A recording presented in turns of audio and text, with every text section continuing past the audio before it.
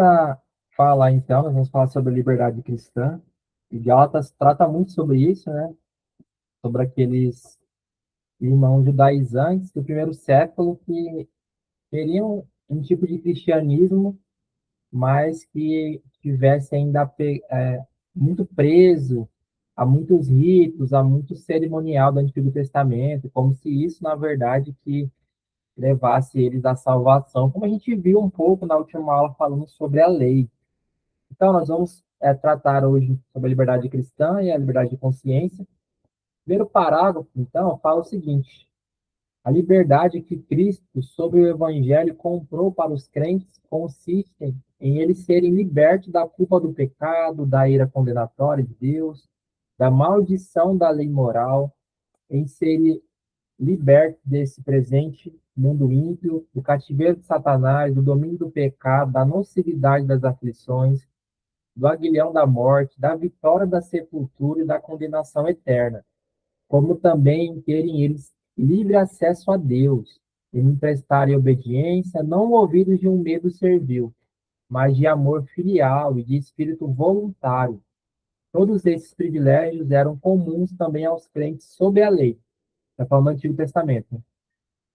Mas, sob o Novo Testamento, a liberdade dos cristãos está mais ampliada, achando-se eles livres do jugo da lei cerimonial a que estava sujeita a igreja judaica, e tendo mais outras ousadias no acesso ao trono da graça, e mais plenas comunicações do gracioso Espírito de Deus do que normalmente alcançavam os crentes sob a lei. Primeiro parágrafo fala sobre uma nova realidade, faz essa comparação entre os crentes do Antigo Testamento e agora os crentes do Novo Testamento, falando que no Novo Testamento nós temos ali a nossa liberdade ampliada, nós não estamos mais presos àquela realidade de ritos, de cerimônias que nossos irmãos do Antigo Testamento estavam presos, né? Então, vamos lá. O que Cristo comprou para nós, e lá no começo desse primeiro parágrafo, traz uma lista de muitas coisas que Cristo comprou para nós, né? Agora, por meio de Cristo, nós somos livres da culpa, da ira condenatória de Deus, da terrível maldição da lei moral. Nós somos livres, então, da condenação do pecado.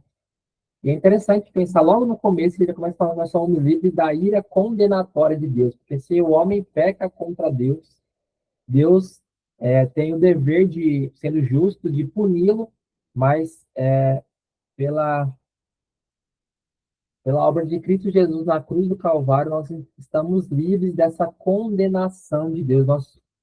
Essa é a liberdade maravilhosa que nós temos, né? Porque Cristo deu a si mesmo por nós.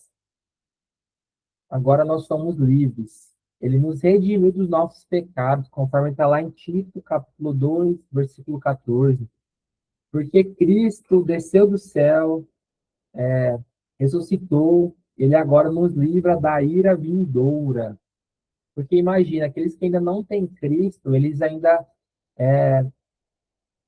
experimentam uma espécie de graça comum de Deus enquanto aqui na Terra, ainda recebe as bênçãos da graça comum de Deus, mas existe uma ira que os aguarda lá na frente, né? Uma ira vindoura. E nós, quando nós já recebemos a Cristo, nós já cremos em Cristo, nós já recebemos a graça salvífica, nós já somos livres dessa ira vindoura. 1 Tessalonicenses 1, versículo 10. Além disso, Cristo ele nos resgatou da maldição da lei, fazendo-se ele próprio maldição em nosso lugar, conforme está lá em Gálatas 3, versículo 13. Nesse começo desse primeiro parágrafo, ele fala de muitas coisas que Cristo nos comprou, né? Da culpa, do domínio das trevas, da ira, da maldição da lei. Ele também nos livrou do cativeiro de Satanás, da condenação eterna, do jugo escravizador da antiga lei cerimonial. Nós lemos lá na última aula, Gálatas 1, de 1 a 3, né, que fala sobre a lei e sobre a necessidade que os crentes tinham de se submeter à lei, porque a lei era como se fosse um professor, um tutor, alguém que conduzia uma criança, né, nos primeiros passos da fé. Então, enquanto presos à lei, nós estávamos escravizados, nós dependíamos completamente, ou melhor dizendo, os crentes do Antigo Testamento dependiam completamente dos ritos, das leis, de fazer algumas coisas ali que Deus requeria deles. E esse jugo escravizador não existe mais agora, porque Cristo já venceu o pecado, já cumpriu perfeitamente a lei, já nos livrou desse cativeiro de Satanás, do domínio do pecado, dessa obrigação também de cumprir esses ritos e essas leis, né? Lá em Gálatas 1:4, eu vou ler aqui, se tiver com a sua Bíblia também leia, por favor. Gálatas 1:4 diz, o qual, está falando sobre Cristo, né, nos versos anteriores, o qual se entregou a si mesmo pelos nossos pecados para nos desarraigar deste mundo perverso, segundo a vontade de nosso Deus e Pai. Então, nos livrar desse mundo era a vontade do Pai. Ele enviou Jesus com esse propósito. Ele tinha esse desejo de nos tirar das amarras, né, do pecado, nos desvincular do pecado, também de nos tirar do poder das trevas e do pecado, conforme está lá em Colossenses, capítulo 1, versículo 13, que diz assim: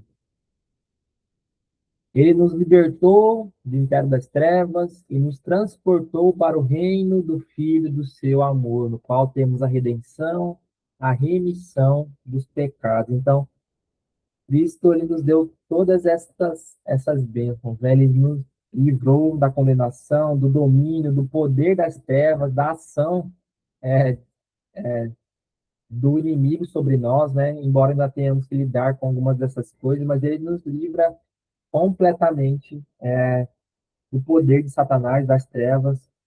E nós, na verdade, a palavra mais precisa, né? Ele já nos livra definitivamente, né? Embora a gente precise lidar ainda com algumas coisas, mas ainda vamos ter que lá na eternidade não teremos mais que lidar com nenhuma dessas consequências do pecado, a culpa, a corrupção, enfim, essas coisas que nos afligem bastante. Então, em Cristo, nós temos garantido algumas outras coisas, não só ele nos tira ou tira de nós essas coisas ruins, né? Que é a escravidão da lei, a maldição do pecado, mas ele também nos dá benefícios. Ao nos adotar para a família dele, ele nos dá livre acesso e paz com Deus. Essa é a parte boa. Ele não só, como nós falamos em uma frase, já tem umas 4, 5 aulas, né? Não é algo frio, só um juiz que dá uma sentença de inocente agora para que nos declara justo, mas tem um aspecto amoroso de um pai que nos recebe na família dele, nos dá muitos benefícios. Então, agora nós temos, por meio da adoção, esse livre acesso e paz com Deus. Nós vivemos agora nessa grande família do nosso Senhor e Salvador Jesus Cristo, né? Então, agora, além de ter acesso e paz com Deus, como resultado disso, nós agora não vamos mais obedecer de maneira forçada, tendo que cumprir leis para que Deus se agrade de nós. Não, agora nós vamos obedecer movidos por um amor filial, não por medo, não por, como João diz lá, né, os mandamentos de Deus não são pesados, porque agora nós vamos ter o prazer em agradar o nosso Deus. Então, é isso que Cristo comprou para nós. Quando você deposita a sua esperança, sua confiança em Cristo, você sabe que você não precisa ler a Bíblia todo dia para você ir para o céu, né? Ou para a Nova Jerusalém. Você sabe que agora você é livre, porque Cristo já obedeceu toda a lei, você agora é livre para desfrutar da comunhão, da intimidade e aprender mais de Jesus e toda a Escritura, né? Agora você pode, como diz lá em Hebreus, né, acessar o trono de graça do nosso Deus, você pode agora ter plena comunhão com o Espírito Santo de Deus, porque Deus ele envia o Espírito dele para que nós fôssemos capacitados e tivéssemos mesmo esse consolador conosco o tempo todo, né? Essas são algumas das coisas e poderíamos falar de muitas referências que tratam sobre como agora nós temos essa liberdade. Então, eu vou ler só mais um texto aqui, ainda de Gálatas, que é importante para nós, antes de continuar. Gálatas no capítulo 4.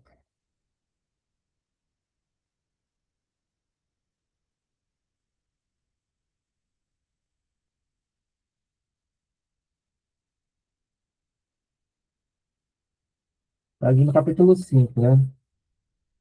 Versículo 1. Para a liberdade foi que Cristo nos libertou. Permanecei, pois, firmes e não vos submetais de novo a julgo de escravidão. Deus te libertou da escravidão do pecado, que Deus te livrou da ira condenatória de Deus, que Deus te livrou, né, do poder das trevas, do domínio de Satanás sobre a sua vida. Agora você já está livre dessa situação, né? Você não deve se submeter novamente a esse jugo de escravidão, voltar para antigas práticas. E lá no Novo Testamento tem muitos livros, cartas, né, que os apóstolos tiveram que lidar com essa realidade, como já falamos sobre Gálatas, né, de crentes judaizantes que até queriam se converter, mas não queriam abandonar as práticas, como lá em Gálatas queriam que mantivessem a circuncisão. Não, tudo bem, pode crer em Cristo, mas continue fazendo aqui a circuncisão para você ser salvo. Tudo bem, você pode crer em Jesus, mas continue é, participando das festas judaicas lá e sacrificando, enfim. Queriam manter as práticas e agora eles já foram livres dessas práticas, não precisavam mais lidar com isso. Por isso que Paulo e outros precisavam escrever sobre a suficiência de Cristo, como Cristo agora é superior a todas essas coisas. Todas essas coisas apontavam para Cristo, representavam Cristo de alguma forma, mas agora Cristo veio. Eles não precisam mais se submeter a esses rudimentos, como diz Colossenses, a esses ensinos elementares que agora temos do próprio Cristo encarnado, que nos tira esse fardo, que nos alivia desse jugo pesado que era a lei cerimonial e as leis do Antigo Testamento, né? Passar aqui. Então, lá no parágrafo 2, na seção 2 diz: só Deus é senhor da consciência e livre das doutrinas e mandamentos humanos, que em qualquer coisa sejam contrários à sua palavra, ou que em matéria de fé ou de culto estejam fora dela. Assim, crer em tais doutrinas ou obedecer a tais mandamentos por motivo de consciência é trair a verdadeira liberdade de consciência e requerer para isso fé implícita e obediência cega e absoluta. É destruir a liberdade de consciência e a própria razão. O que ele está falando aqui? Está falando que nós agora temos uma liberdade, uma libertação aí sobre o senhorio, né? Nós estamos sob agora o senhorio de Cristo e não submetidos ao senhorio da lei, aos ritos cerimoniais, mas estamos agora debaixo do senhorio de Cristo e agora nossa autoridade é exclusivamente a palavra de Deus. Como é que eu sei como eu devo agir agora olhando para a palavra de Deus? O contrário disso é olhar para os ensinamentos humanos. Por exemplo, você vê um líder religioso que, por conta de alguma experiência pessoal dele, por exemplo, um, um líder religioso que era viciado em alcoolismo, né, era alcoólatra ali, ele se converte, Deus o chama, e agora ele vai pregar que é proibido beber porque ele teve muita dificuldade com isso. E aí a confissão fala que isso não é certo, né? Porque a palavra de Deus não condena o uso moderado, né? O uso correto, né? Do álcool, por exemplo. Mas por causa de alguma coisa que ele acha, ou por causa de alguma obediência cega que ele exige das pessoas, ele está ferindo a consciência de outros. Tem um amigo que me fala que ele é filho de pastor assembleano e como ele teve que lidar com muitos conflitos com o pai. Fala, pai, mas por que isso? A Bíblia não fala isso. A Bíblia não condena aquilo, por que eu não posso fazer? E, na verdade, era só alguns costumes lá que não estavam fundamentados na palavra. E essa é uma falsa liberdade, é querer colocar um jugo, assim como os judaizantes do primeiro século queriam colocar sobre os crentes ali, colocar um peso, um fardo que Deus já tirou. Querer colocar um fardo que não é necessário, porque Cristo é suficiente. Então, a nossa liberdade e a nossa consciência, ela deve estar presa à palavra de Deus. Se alguém tenta impor alguma coisa, por mais nobre que possa parecer, mas às vezes é só a opinião dela. Por exemplo, eu, Thomas, não consumo álcool, né? Não gosto, não tenho nenhum prazer nisso, né? Mas porque eu não gosto ou porque eu conheço pessoas que tiveram experiências ruins, eu não posso impor isso sobre as pessoas, eu não posso ir contra a liberdade de consciência delas e contra a palavra de Deus. Eu posso até aconselhar, falar, evite, né? É melhor você não ir por esse caminho. Agora, condenar eu não posso fazer. E é isso que a Constituição está falando. Ó, aquelas pessoas que tentam impor as próprias opiniões, tentam tornar cativas as pessoas daquilo que elas acham correto, elas estão erradas. Nós temos a liberdade sob o senhorio de Cristo. Nós estamos submetidos somente a Cristo, aquilo que a palavra de Deus diz sobre o que é certo, o que é errado, o que devo ou não fazer, como eu devo ou não me comportar. Então, uma vez que eu estou fundamentado na palavra de Deus, vai me levar a algumas práticas, né? A fé, a adoração, guiadas apenas por aquilo que Deus determinou. Então, o culto público, as minhas práticas, elas vão ser determinadas por aquilo que o Senhor me ensinou. E no próximo capítulo, que é o 21, nós vamos falar mais especificamente sobre culto, tá? Sobre o culto religioso, sobre o domingo, então é assunto para a semana que vem. Mas o fato é que eu sou livre para fazer aquilo que a Bíblia ordena que eu faça, em todas as áreas da minha vida, né? E o efeito disso é que a verdade, ela liberta a razão e, e a mente, né? Nós somos livres. Nós temos essa consciência tranquila porque nós estamos, né, fundamentados na palavra de Deus, nós temos segurança, não é algo obscuro, né? Como é que eu sei se eu estou agindo bem ou mal? Não, é algo muito claro, muito tranquilo se você está fundamentado na palavra de Deus. Agora, aqueles que ensinam falsas doutrinas, doutrinas humanas, eles colocam muitas regras, né? Suplementos religiosos, regras ascéticas, não faça isso, não faça aquilo, que na verdade escravizam as pessoas, e aí isso tem mais malefícios do que benefícios, né? E isso a confissão de fé fala que é atrair a consciência, é destruir a própria liberdade de consciência e da razão, é negar a razão. Imagina, Deus nos fez seres racionais, Deus nos fez seres capazes de ler a Bíblia, de interpretar as Escrituras, de entender a vontade dele. E aí eu entendo que a vontade dele está clara, ou pode ser claramente deduzida da palavra dele. Aí alguém quer me falar algo que é contrário à palavra dele, isso é desprezar a nossa razão, né? Desprezar a capacidade que o próprio Deus nos deu e a ação do Espírito dele para que nós entendamos a palavra dele.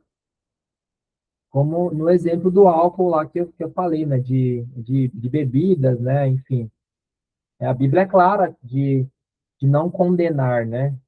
E eu não posso, se alguém fala que é pecado, que não pode nada, eu não posso concordar com essa pessoa, né? Ele está traindo a minha liberdade, está indo contra a minha liberdade de consciência e da minha razão, né? Enfim, então, 1 Coríntios 7, 23, por preço fostes comprados, não vos torneis escravos de homens, né? Esse exemplo é bem bobo da bebida, né, do álcool aí, mas tem tantas outras coisas, tantas outras que homens, que pessoas, que tradições tentam colocar e que muitas vezes não tem nada a ver com aquilo que é a palavra de Deus nos ensina. Nós sempre precisamos nos voltar para a palavra de Deus, não para aquilo que nós sempre fizemos ou sempre achamos certo, ainda que tenha dado certo para mim, para minha família, enfim. Se está errado, a palavra condena, eu preciso mudar de, de, de vida, né? Enfim, falamos sobre esses que deturpam a palavra, que querem escravizar as pessoas com os próprios achismos, com os próprios erros, né? Diz assim: aqueles que, sob o pretexto de liberdade cristã, cometem qualquer pecado ou toleram qualquer concupiscência, né, que é desejo, destroem por isso mesmo o fim da liberdade cristã, Pelo contrário, sendo livre das mãos dos nossos inimigos, sem medo sirvamos ao Senhor em santidade e justiça, diante dele todos os dias da de nossa vida, né? Esse é o nosso grande desafio, né? Então, o que ele está falando aqui? Fora do círculo aí, está falando sobre aqueles que subvertem, né? Que mudam o propósito da liberdade. E dentro, o propósito real da liberdade. Então, o que, que é subverter? É, o que, que é extrapolar, entre aspas, os limites da liberdade? É cometer ou tolerar pecados voluntários. Por exemplo, Cristo me salvou e agora eu estudei a confissão de fé, eu sei que eu não posso perder a salvação. E agora que eu sei que eu não posso perder a salvação, eu vou cometer e vou pecar deliberadamente, sem me preocupar com as consequências, sem me preocupar em agradar a Deus, sem me preocupar com a minha comunhão, porque já que eu não vou perder a salvação mesmo, não, isso é subverter a liberdade. Você não foi liberto para pecar, você não recebeu. Quando nós falamos sobre Cristo pagar todos os pecados na cruz, não é que ele pagou todos os pecados e agora ele te deu um cartão de crédito para você pecar ilimitado, né? Não. Agora você é livre para não pecar. Se antes você era incapaz de fugir do pecado, que você estava morto espiritualmente, agora que Deus te deu vida, você é capaz de lutar contra esse pecado, você é capaz de não pecar, embora muitas vezes você vá pecar, né, por causa da corrupção do seu coração, mas você agora consegue fazer coisas que agradam a Deus. Outra forma de subverter a liberdade é tolerar os desejos, dando ocasião à carne, tanto os próprios desejos quanto os desejos dos outros, né? Você pode aplicar para as pessoas que você conhece, que têm pecado, que têm aceitado uma vida totalmente desregrada, que não glorifica a Deus. Isso não é liberdade cristã, isso não é para isso que Deus nos salvou, né? Além disso, Raj ali só repetiu, né? E embaixo é prometer falsa liberdade, tornando-se escravo da corrupção. Tem muito a ver com aquela ideia, na verdade, de propor algumas obras para ser salvos, né? Faça isso, faça aquilo, porque aí Deus vai se lembrar de você. Mas essa ideia é muito legalista, né? Então, nós somos comprados pelo sangue de Cristo. Não devemos ser escravos de homens e nem das nossas próprias opiniões, né? Querer mudar aquilo que a palavra de Deus diz para justificar nossas atitudes pecaminosas, né? Então, qual que é o propósito da liberdade? É servir ao Senhor, é viver em santidade, justiça, é servir aos irmãos através do amor, é fugir do que nos escraviza. Você ainda vai continuar lutando contra o pecado, até que Cristo volte, né? Você vai ter esse desafio. Mas agora você é livre para fugir do pecado, você é livre para lutar contra o pecado, você é livre para recorrer a Cristo, né, que te salvou, para recorrer ao Espírito pedindo ajuda para que você possa vencer os pecados. Porque antes você não tinha essa liberdade, você não nem desejava, né, lutar contra o pecado. Mas agora você está livre para ir em direção ao Senhor e clamar por socorro, né? Livre para servir, livre para viver de modo agradável. Então, temos que tomar cuidado. Esse é o nosso desafio a vida inteira, né? Não usar da liberdade, um pretexto da liberdade para pecar. A gente vai falar nós vamos falar na próxima semana sobre o culto, né? Mas, por exemplo, você fala, ó, agora eu não tenho mais essa, como no Antigo Testamento, essa obrigação de cumprir o domingo, os ritos, de sacrificar. Então, agora que eu sou livre mesmo, eu não vou mais no culto, eu vou só quando eu quiser mesmo, né? Porque já que Cristo já me salvou, já que isso não vai me dar mérito nenhum, né? Eu não vou ser mais crente por isso, então agora vou usar da minha liberdade para pecar. Vou abandonar a comunhão, vou abandonar os meios de graça. Parece que antigamente as pessoas tinham mais esse zelo, né? Não sei se por uma concepção muito legalista ou não, talvez pela concepção correta do que é. Mas hoje em dia as pessoas estão mais assim, né? Eu sou livre mesmo, então eu não preciso congregar, não preciso participar do estudo bíblico, não preciso participar de reunião nenhuma, não preciso me preocupar com a minha santidade, porque já que eu sou livre mesmo, já que Cristo já morreu, ainda tem um discurso bonito, né? Já que Cristo já fez tudo por mim, pagou por cada pecado, já que Deus me ama tanto, então agora eu vou viver e vou fazer aquilo que eu quero fazer. Isso é um terrível engano, não é para isso que nós fomos livres. Nós temos que sempre questionar. Tem aqueles que são legalistas, que querem impor coisas ainda hoje. Mas nós não podemos cair no outro extremo de achar que eu sou livre agora, não preciso ter nenhum compromisso com Deus, com a igreja e com nada, né? Isso está completamente equivocado, né? Então, proposta da liberdade cristã é libertar-se do poder do pecado, porque Cristo já nos livrou completamente. Uma vez que ele fez uma grande obra, nós podemos lutar contra essas nossas atitudes, esses nossos auto-enganos, né? Então, lá em 1 Pedro 2,16 diz: nós devemos viver como pessoas livres que nós somos, não usando, todavia, a liberdade por pretexto da malícia, mas vivendo como servos de Deus. Lá em 2 Pedro 2,19 também ele fala sobre muitas pessoas que chegavam até os cristãos, né, prometendo-lhes liberdade, enquanto eles mesmos eles eram escravos da corrupção. Pessoas que queriam libertar-se da lei de Deus, né? Fazer coisas malucas, né? E hoje em dia tem muito disso, né?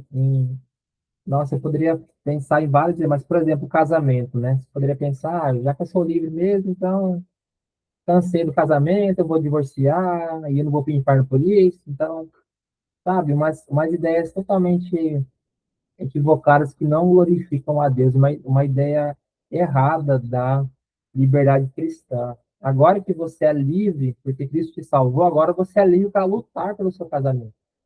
Você é livre para lutar contra aquilo que te faz não amar mais a pessoa que você deveria amar, o seu cônjuge, o seu filho, o seu pai, né? E não para, já que eu sou livre, então eu vou desprezá-lo, tá? Essa é uma ideia totalmente equivocada. Nós não somos livres para isso, né? Então, esse é o perigo que nós temos que evitar.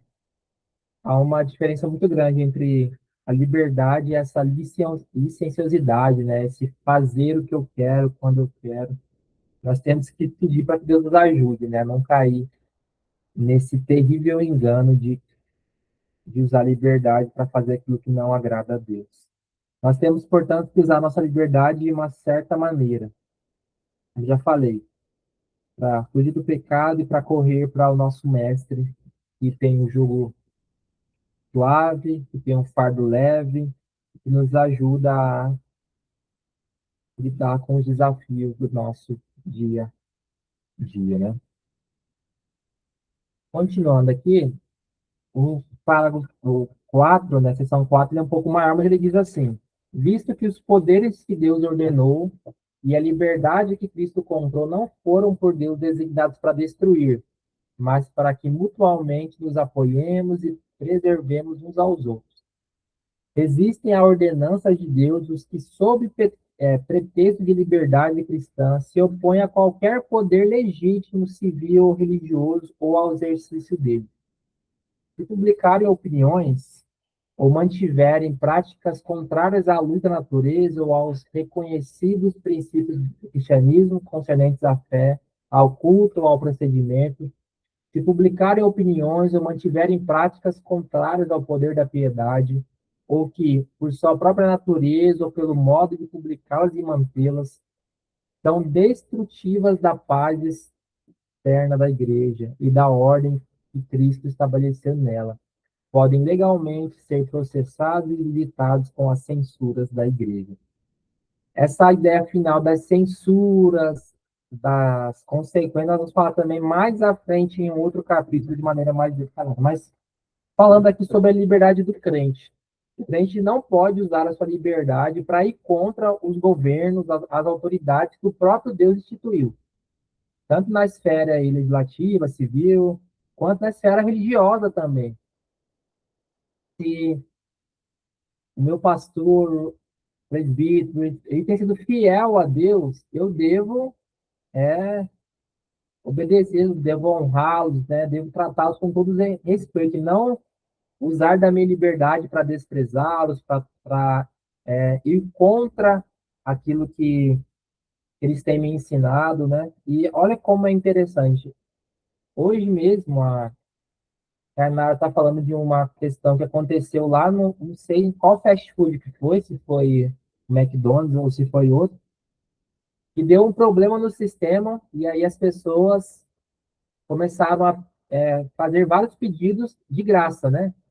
Porque no sistema lá do fast food aparecia que estava pago. Então muita gente comprou, acho que foi no Rio de Janeiro, pegou um monte de coisa, roubou, né? Muitos lanches, milkshake, um monte de coisa, e postando foto na rede social, se gabando, né? Essa pequena analogia, né? De usar a liberdade para fazer aquilo que é mal, né? De usar, de querer ganhar vantagem em cima de uma empresa que teve algum problema no sistema, eles foram lá e pegaram um monte de lanche, um monte de coisa, fizeram estoque. Assim. Tem gente que comprou muito mais do que poderia comer em uma semana, mas só porque teve a oportunidade, né? Enfim, esse parágrafo aqui nosso fala sobre essa tensão entre os poderes que Deus ordena e a liberdade que nós temos em Cristo. Como é que a gente lida com essa tensão? Eu sou livre em Cristo, eu devo me submeter a Cristo, mas eu também devo me submeter àquelas autoridades que ele instituiu, enquanto essas autoridades forem fiéis à palavra de Deus, tá? Às vezes pode gerar um pouco de tensão mesmo, mas a ideia é que a nossa liberdade, o bom governo, eles são complementares. Eu sou livre, mas eu também dependo da autoridade que Deus estabeleceu para nos ajudar, né? Então, o reino de Deus ele não está dividido contra si mesmo, né? Deus não ia criar, não ia estabelecer uma autoridade para ir contra os propósitos dele. Às vezes é para o nosso mal, né? Para o nosso juízo, é para que nós nos voltemos para ele, assim como foi lá no contexto do Antigo Testamento, né? O povo pecou, Deus levantou lá o Império Babilônico, o Império Assírio, para julgar o povo, para levar o povo cativo. Mas foi Deus que colocou para o propósito dele, ainda que aquele povo não entendesse naquele momento o que estava acontecendo. Então, Deus não, nenhum governo está lá que não seja da vontade do Senhor, né? Então, enquanto eles forem fiéis a Deus, nós devemos ser submissos a esses governos, né? Então, você não pode argumentar que, em nome da igreja ou da liberdade, você pode se opor a esses governos só porque você acha que você deve, né? Sem nenhum motivo aparente, ainda que eles estejam sendo fiéis.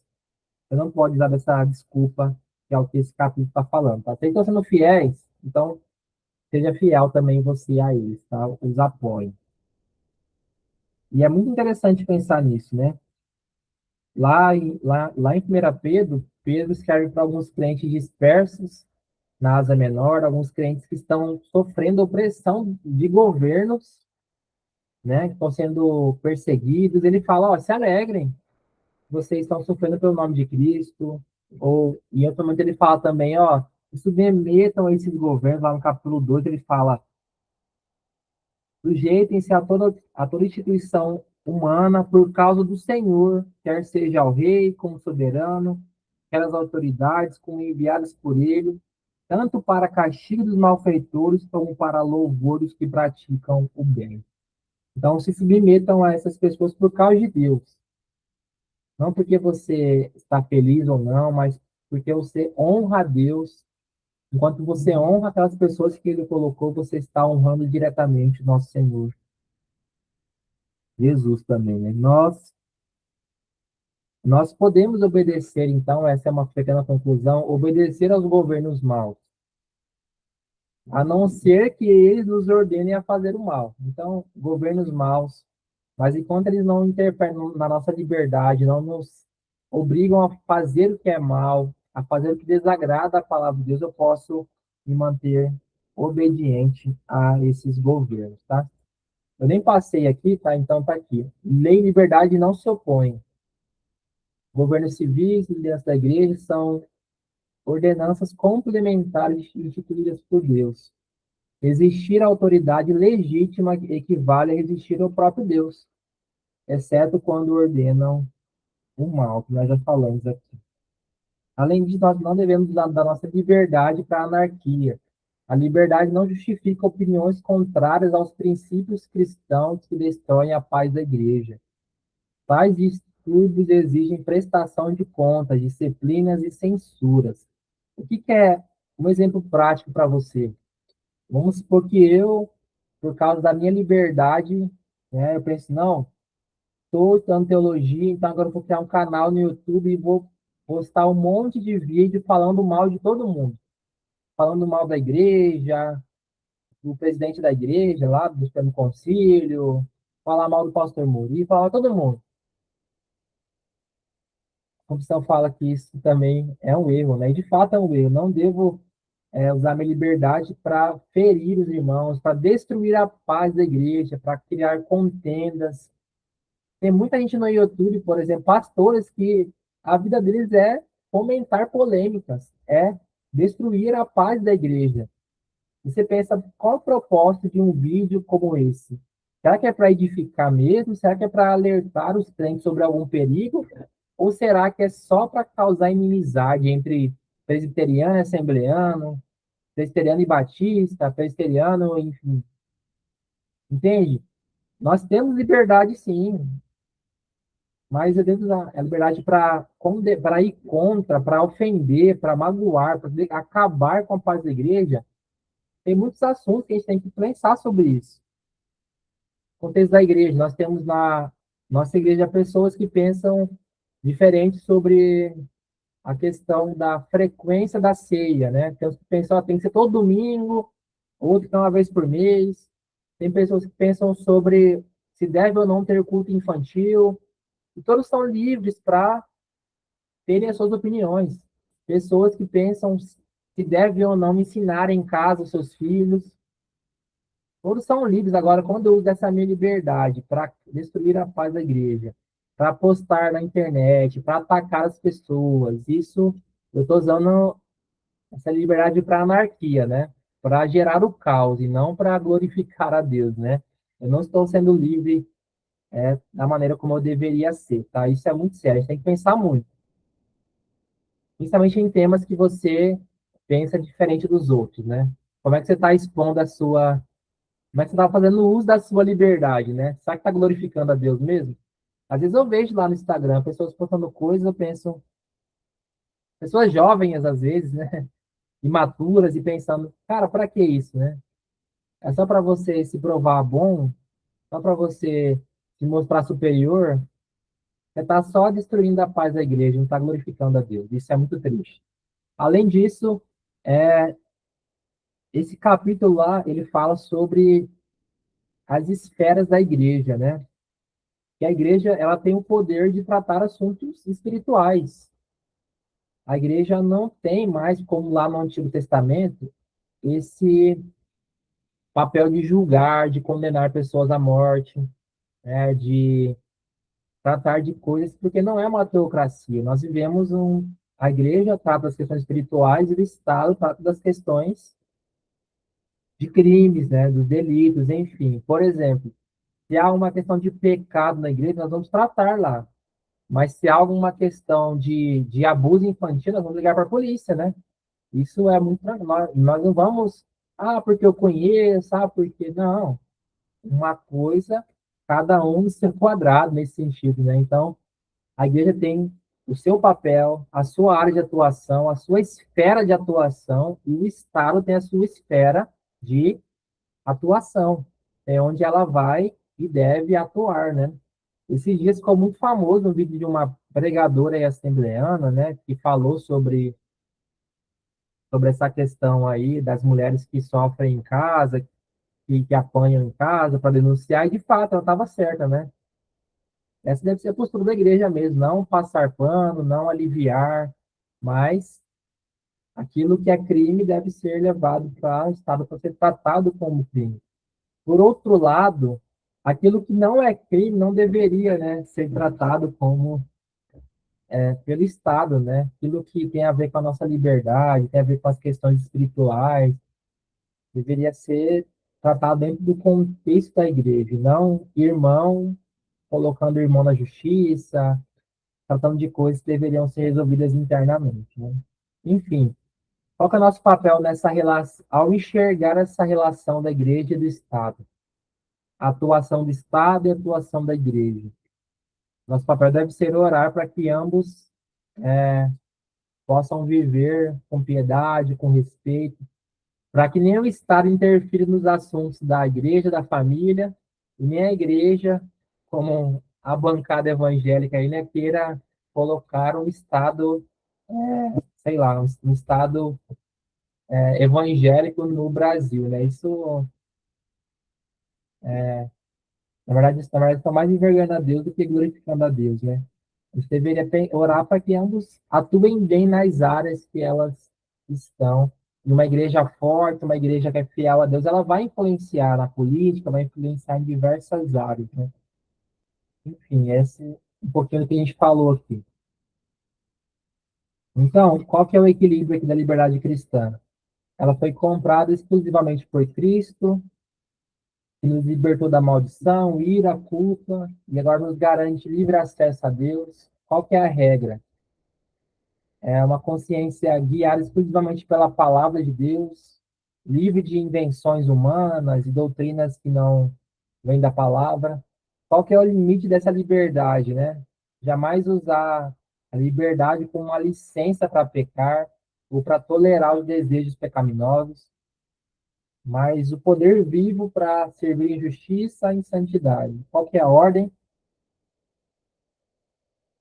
Complementar e submissa aos poderes legítimos ordenados por Deus. A liberdade ela é complementar e submissa às autoridades que Deus instituiu, tanto na igreja quanto no Estado, tá? Eu acho que é bem tranquila, né? Acho que esses parágrafos não tem muita questão difícil, então só para a gente refletir aqui, rapidão, se quiser, esse vai ser bem, tá bem fácil, né? Mas só para você ler aí de novo e pensar sobre isso que nós falamos. De acordo com a confissão de fé, qual a principal diferença entre liberdade dos crentes sobre a lei do Testamento e sobre o Evangelho no Novo Testamento? A principal diferença.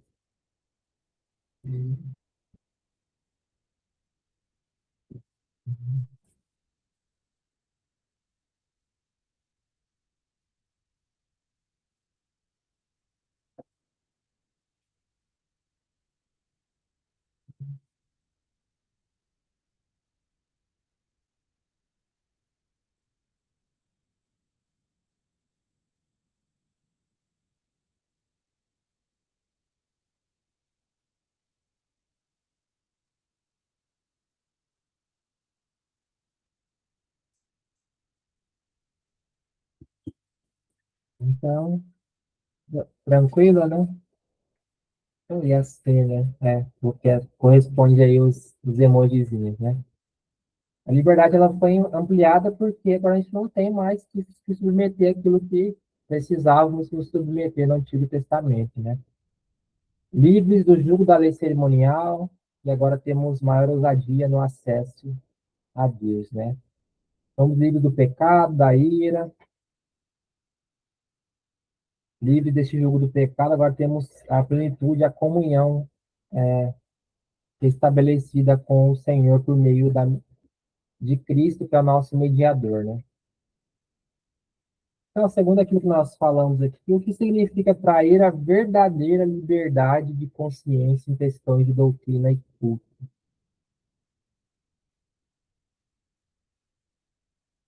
que significa trair essa liberdade, né? Trair essa consciência?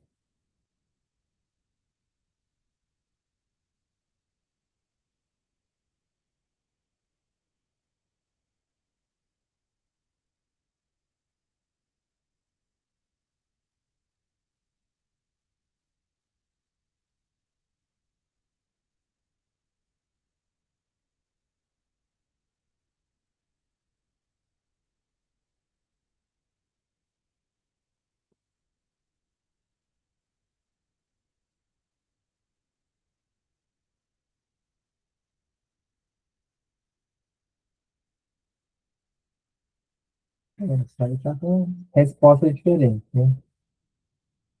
Pense bem, o que significa trair a verdadeira liberdade de consciência em questões de doutrina e fé?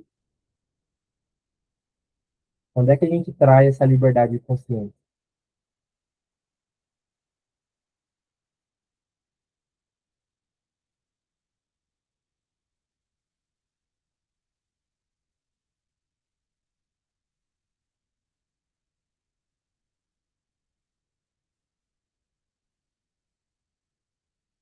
Bom, as três últimas são coisas que a gente deveria fazer, né?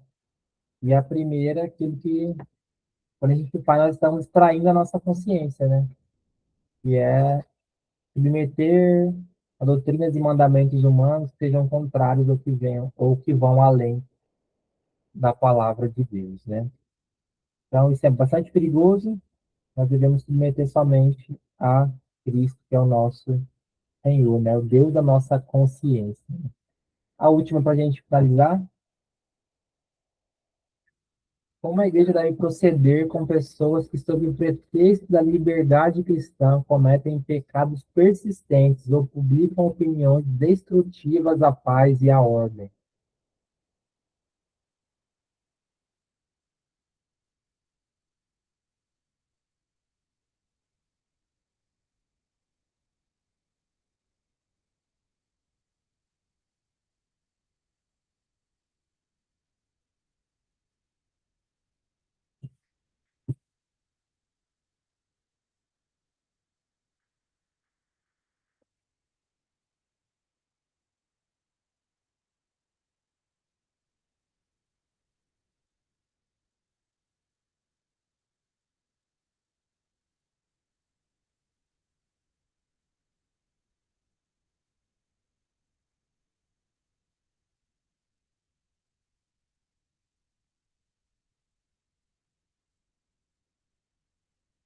Uhum.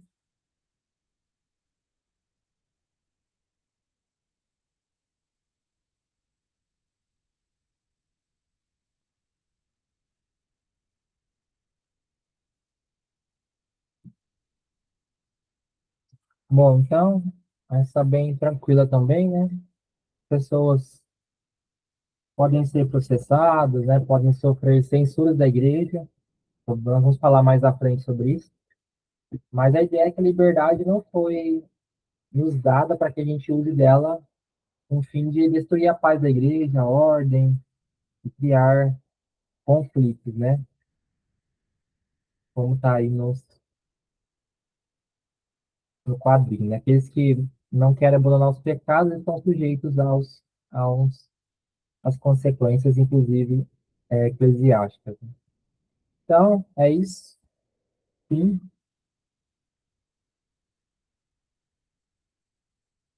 eu gostaria de fazer algum último comentário. Como eu falei, alguns nós vamos falar ainda mais à frente, mais detalhado, né?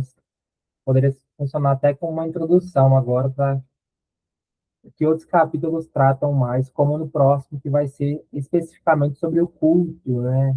Sobre o culto religioso, sobre o domingo. Como é que a gente entende isso aí à luz da palavra de Deus?